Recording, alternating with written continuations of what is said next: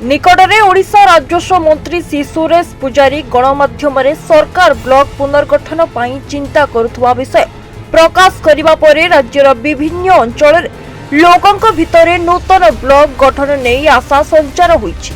विशेषकर कलाहांडी जिलार ऐतिहासिक दंडपाट अंचल 11 गोटी पंचायत को नहीं नूतन दंडपाट ब्लॉक घोषणा अंचलवासी आज कलाहांडी जिलापाल जरिया मुख्यमंत्री उद्देश्य एक दाबीपत्र प्रदान कर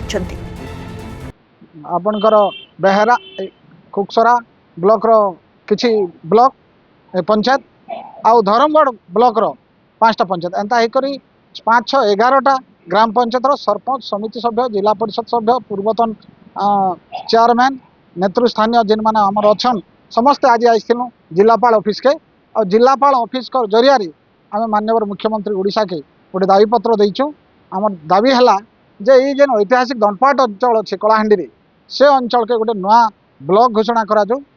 आज 11 गोटी ग्राम पंचायत दंडपाट अंचल सरपंच समिति सभ्य एवं किछि वयोज्येष्ठ व्यक्ति दंडपाट अंचल बेहरा ठारे ब्लॉक गठन पाई मुख्यमंत्री उद्देश्य रे जिलापाल जरिया दाबीपत्र देवाई आज आम भवानीपाटना आसु।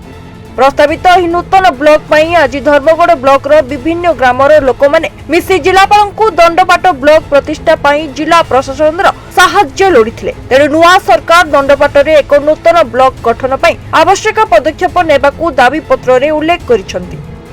कलाहांडी जगन्नाथ नायक रिपोर्ट न्यूज 95 ओडिया।